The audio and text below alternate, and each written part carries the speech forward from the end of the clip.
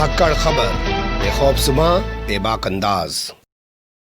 धाकड़ खबर के news room से मैं आपके साथ हूं अकरम रईस खान। कोर्ट संबंधित खबरों का ताज़ा बुलेटिन लेकर एक बार फिर से आपके सामने हाजिर हो गया हूं। आज के बुलेटिन में 12 अहम खबरें जिनसे आपको रूबरू कराने जा रहा हूं। लेकिन आगे बढ़ने से पहले छोटी सी एक अपील है जी आपसे। अगर आप लोगों को लगता है कि स्वतंत्र पत्रकारिता के क्षेत्र में यानी कि आज़ाद सहाफत के मैदान में धाकड़ खबर अपनी जरा सी भूमिका यानी कि रोल अदा कर रहा है, तो आप लोग हमारी आर्थिक मदद कर सकते हैं। तरीका ये है कि पेटीएम कर सकते हैं, तरीका ये है कि फ़ोन पे कर सकते हैं, नहीं तो जो डिस्क्रिप्शन होता है वीडियो के नीचे जब आप देखेंगे जहाँ पे टाइटल लिखा होता है वहाँ 3 डॉट बने आते हैं, उस पर क्लिक करेंगे तो वहाँ डिस्क्रिप्शन खुल जाएगा, उसमें लिखा होगा सपोर्ट फॉर धाकड़ खबर। वैसे हम लोग पिन कमेंट में भी इसको कभी कभी लगा देते हैं, अगर आपको लगे तो कर सकते हैं, नहीं तो जब तक दुकान चल रही है मज़ा लेते रहिए। जब बंद हो जाएगी हम भी अपने घर को जाएंगे। शुरुआत करते हैं पहली खबर के साथ। पहली खबर दिल्ली हाई कोर्ट से आपके सामने रखने जा रहा हूं। दिल्ली यूनिवर्सिटी के टीचर्स को पिछले 4 महीने से वेतन यानी कि सैलरी नहीं मिल पा रही है। वो सैलरी यानी कि वेतन पाने के लिए दिल्ली हाई कोर्ट की शरण में पहुंच गए हैं। तो दिल्ली हाई कोर्ट ने भी कहा है कि वो सुनवाई करने को इस मामले पर तैयार है। दिल्ली हाई कोर्ट के जस्टिस ज्योति सिंह इस पूरे मामले की सुनवाई करेंगी और बताया जा रहा है कि 24 सितंबर से वो इस मामले पर सुनवाई शुरू कर देंगी। आरोप लगाया जा रहा है कि जब से कोरोना हुआ फिर लॉकडाउन हुआ 4 महीने से इन टीचर्स को वेतन नहीं मिला है। लेकिन अभी आप कह दीजिए हर हर मोदी घर घर मोदी करने को, तो ये टीचर भी पीछे नहीं रहेंगे। उस मामले में किसी से कम नहीं रहते हैं ये लोग। उस मामले में खूब इनके सोशल मीडिया अकाउंट चेक कर लीजिए, वहाँ पे यही करते हैं। लेकिन जब अपने पे आती है तो फिर वही दिन में तारे नज़र आने लग जाते हैं। दिल्ली यूनिवर्सिटी से संबंध रखने वाले ये स्कूल हैं और इनमें जो है दिल्ली सरकार पैसा देती है, उससे इनको सैलरी यानी कि वेतन दिया जाता है। लेकिन अभी 4 महीने से नहीं मिल रहा है। अब देखिएगा आगे जब चुनाव आएंगे फिर वही भक्ति दिखाएंगे। अगली खबर का रुख कर लेते हैं। बच्चों को स्तनपान कराने वाली महिलाओं के लिए खोले जाएं आंगनबाड़ी। जी हां, ये मांग करते हुए सुप्रीम कोर्ट में एक पिटीशन दाखिल की गई है। जस्टिस अशोक भूषण की जो बेंच है इस मामले को सुन रही है, उसने केंद्र सरकार और सभी राज्य सरकारों को नोटिस जारी करके 4 हफ्तों में अपना जवाब दाखिल करने को कहा है। पिटीशन में कहा गया है कि साहब आंगनबाड़ी आजकल बंद हैं, जो देश में करीब 14 लाख से ज़्यादा हैं, जिस कारण स्तनपान कराने वाली यानी कि अपने बच्चों को दूध पिलाने वाली जो महिलाएं हैं उनको काफ़ी दिक्कतों का सामना करना पड़ रहा है। और इसके अलावा उनके बच्चे जो हैं, जो नवजात बच्चे हैं, उनके सामने भी विकट स्थिति पैदा हो गई है। इसलिए 14 लाख से ज़्यादा बंद पड़ी आंगनबाड़ियों को खुलवाया जाए। और अगर सरकार इनको नहीं खोलना चाहती है, वो कोई आपत्ति दर्ज कराना चाहती है, तो वो उन तमाम महिलाओं के लिए जो गर्भवती हैं, उन तमाम महिलाओं के लिए जो स्तनपान कराती हैं और वो जो बच्चे जो अभी नवजात हैं उनके स्वास्थ्य संबंधी जो भी सुविधाएं हैं, जो भी सेवाएं हैं, वो उनको उपलब्ध कराई। ये कोर्ट निर्देश जारी किया। अब ये बंद तो कर देते हैं लेकिन फिर नहीं सोचते कि भूखा कौन मर रहा, हम तो ताला लगा देंगे भाई, नोटबंदी कर देंगे, तू मरता हो तो मर जा। अगली खबर का रुख कर लेते। लोकतंत्र में संसद और सड़कों पर हो सकता है विरोध प्रदर्शन, ये सुप्रीम कोर्ट ने कहा है। बता दें आपको, सुप्रीम कोर्ट में शाहीन बाग के आंदोलन के खिलाफ एक पिटीशन दाखिल की गई थी। उस पर सुनवाई करने के बाद फैसला सुरक्षित रख लिया गया है। लेकिन सुनवाई पूरी होने के दौरान जिस तरह की टिप्पणियां सुप्रीम कोर्ट ने की हैं वो काफ़ी महत्वपूर्ण हैं। कहा है कि लोकतंत्र में संसद और सड़क पर धरना प्रदर्शन किया जा सकता है, लेकिन शर्त यह है कि ये सब शांतिपूर्वक होना चाहिए और प्रदर्शन को लेकर कोई सार्वजनिक जो है सार्वभौमिक नीति यानी कि कोई यूनिवर्सल पॉलिसी नहीं बनाई जा सकती है। भाई सब जगह एक फार्मूला लागू नहीं कर सकते हो, ऐसा कुल मिला के आप लोग समझ सकते हैं, क्योंकि हर मामला जो है, हर परिस्थिति अलग अलग होती है।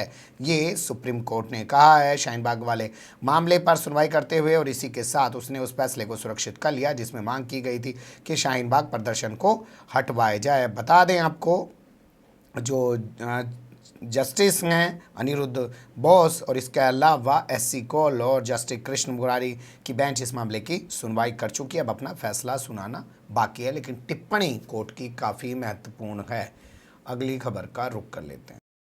वकील तो मिल सकता है रोजाना, लेकिन परिवार को मिलने की नहीं दी जाएगी इजाज़त। दिल्ली की कड़कड़डुमा कोर्ट में पहुंचे अर्जदारों ने या यूं कहें परिवार के लोगों ने कर्जी लगाई थी, जिसमें कहा था कि उमर खालिद से मिलने की इजाज़त परिवार के लोगों को दी जाए। लेकिन कोर्ट ने कहा परिवार के लोगों को तो ना देंगे, लेकिन वकील जो है वो मिल सकता है, रोज़ाना 30 मिनट उसको उमर खालिद से मिलने की इजाज़त होगी। बता दें, उमर खालिद पर आरोप लगा रही है स्पेशल सेल दिल्ली पुलिस कि वो जांच में सहयोग नहीं कर रहे हैं और हमने उनको वकीलों से मिलने की इजाज़त तो दे रखी है, लेकिन परिवार के लोगों से मिलने की इजाज़त हम नहीं दे रहे हैं। तो कोर्ट ने भी उसी चीज़ को फॉलो करते हुए कहा कि ठीक है, वकील मिल सकता है लेकिन परिवार के लोग नहीं मिल सकते हैं। बता दें आपको, दिल्ली में हुए दंगों का आरोप लगाते हुए कि उमर खालिद ने उन दंगों को भड़काया है, उमर खालिद को गिरफ्तार कर लिया है यूएपीए के आरोप में।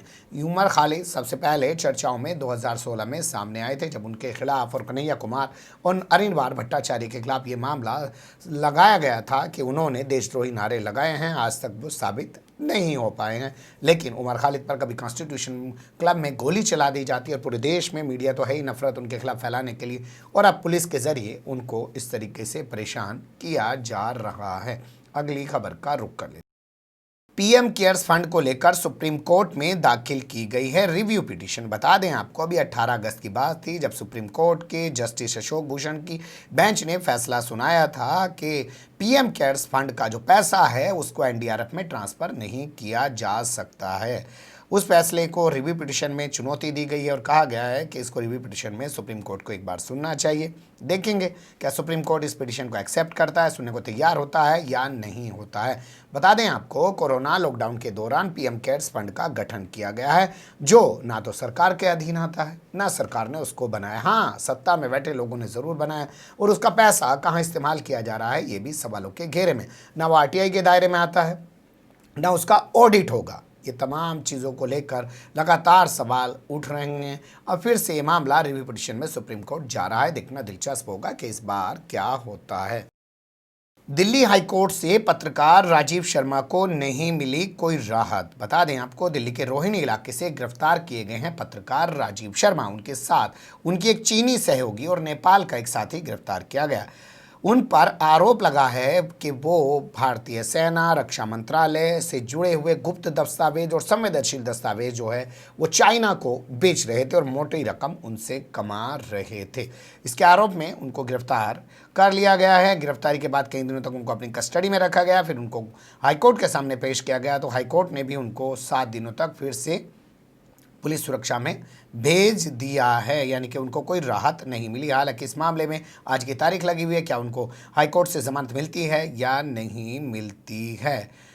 बता दें आपको, इनकी जो पत्नी हैं वो दिल्ली यूनिवर्सिटी के अंदर प्रोफेसर हैं और ये कह रही हैं और इनके वकील कह रहे हैं कि साहब, चीन का कोई न्यूज़ एजेंसी है या न्यूज़ चैनल है, न्यूज़ पोर्टल है, जो भी है उसमें काम करते हैं। इन पे झूठा आरोप लगाया जा रहा है कि चीन के लिए मुखबिरी कर रहे हैं और भारत की सुरक्षा से जुड़े हुए दस्तावेज जो है चीन को बेच रहे हैं। लेकिन जब पुलिस पकड़ ले तो फिर तो साबित करते रहिए कि आप कौन हैं। यहाँ सबसे चिंताजनक पहलू ये है कि दिल्ली से एक पत्रकार को इस तरीके से गिरफ्तार किया। पुलिस जो भी आरोप लगा रही है अलग बात है, लेकिन दिल्ली में बैठा हुआ भोंपू मीडिया इस खबर को आप तक नहीं पहुंचा रहा है, ना इस खबर को लेकर उसके माथे पर कोई चिंता की लकीरें उभर रही हैं। सोच सकते हैं कि दूर दराज के देश के अलग अलग इलाकों में जहां पत्रकारों पर जुल्म हो रहे होंगे, तो क्या उनके बारे में आपको कभी भनक तक लग पाएगी? सोचिएगा। अगली खबर का रुख कर लेते।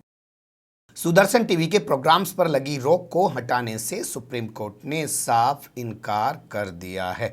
2 घंटे तक लंबी सुनवाई चली। लंबी सुनवाई के दौरान कई सारे पहलुओं पर चर्चा हुई, जिसमें से एक पहलू ये भी उभर के आया कि जो सुदर्शन टीवी का संपादक है सुरेश चौहान के, उसने कहा साहब, मेरे जो बिंदास बॉल पे आपने रोक लगा रखी है, अभी मैं 4 एपिसोड दिखाया हूँ, बाकी के एपिसोड दिखा नहीं पा रहा हूँ, उस पर से रोक हटा दो। तो कोर्ट ने कहा क्यों रोक हटा दे? क्या पहले जो तुमने 4 प्रोग्राम प्रसारित किए हैं उनके प्रसारण के दौरान नियमावली का, नियम कानूनों का, उसूलों का, सिद्धांतों का सही से पालन किया है, इसलिए उस रोक को नहीं हटाया जा सकता। इस पर इन्हें तड़ाक से बोला साहब, मेरे इस प्रोग्राम पे रोक लगा रहे हो, फलाना इंग्लिश का चैनल देख लो, वो तो हिंदू आतंकवाद पे प्रोग्राम कर रहा है। तो कोर्ट ने इसको जमकर फटकार लगाई और कहा कि कुछ भी दलील मुंह उठाकर यहाँ नहीं दे सकते हो। और बोलने का भी एक सीमा, एक दायरा रखो। ये तमाम चीज़ें कोर्ट ने कही हैं। साथ ही कोर्ट ने एक चीज़ और साफ कर दी कि वो अभिव्यक्ति की आज़ादी पर किसी तरह की रोक लगाने नहीं जा रहा है, लेकिन अभिव्यक्ति की आज़ादी की आड़ में मीडिया को ये इजाज़त भी नहीं दी जा सकती है कि वो किसी धर्म या समाज के खिलाफ इस तरीके से नफरत फैलाए। ये तमाम तरीके की चीज़ें लगातार कोर्ट में उभर रही हैं। इसमें अब अगली तारीख 24 सितंबर तय कर दी गई है। देखना दिलचस्प होगा उस मामले में होगा क्या। लेकिन सबसे अहम पहलू उभर कर आ रहा है केंद्र सरकार का। बार बार केंद्र सरकार कह रही है, माई बाप इलेक्ट्रॉनिक मीडिया पे कुछ मत करो, डिजिटल मीडिया पे करो। धाकड़ खबर को बंद कराओ, वायर को बंद करा दो, न्यूज़ क्लिक को बंद करा दो। वो मचा रहे ना झील असली आफत। तो इनसे दिक्कत ना, इन्हें तो हम हैंडल कर ही लें। इनकी तो दुकान हमारे भरोसे ही चल रही। अगली खबर का रुख कर लेते हैं। सुप्रीम कोर्ट के आदेशों का उल्लंघन कर रहा Bihar board of open school, ये एक आरोप लगाते हुए हाई कोर्ट में पिटीशन दाखिल की गई। तो हाई कोर्ट ने भी पूरे मामले को गंभीरता से लिया। मुख्य सचिव को जमकर फटकार लगाई। कहा, एक हफ्ते के अंदर या तो पूरे मामले का निस्तारण कीजिए, नहीं तो 28 तारीख को हमारे सामने हाई कोर्ट में पेश हो जाइए। फिर आपसे जवाब करते हैं कि आप इस मामले में कैसे ढिलाई बरत रहे हैं, क्योंकि हम बच्चों के भविष्य से खिलवाड़ नहीं होने दे सकते हैं। पूरा मामला समझा देते हैं। 26 जून को सुप्रीम कोर्ट एक आदेश देता है, कहता है भैया पिछला ट्रैक रिकॉर्ड देख के 10वीं और 12वीं के बच्चों को पास कर दो। इसके बाद सीबीएसई और आईसीएसई अपने यहाँ का रिजल्ट आउट कर देता है और उसमें 10वीं और 12वीं के बच्चों को पिछले ट्रैक रिकॉर्ड के हिसाब से जो पूरे पेपर नहीं दे पाए थे, जिनके पेपर बाकी रह गए थे, बगैर पेपर लिए उनको जो है पास कर देता है। लेकिन उस फार्मूले को जो है बिहार का ओपन बोर्ड लागू नहीं कर रहा है।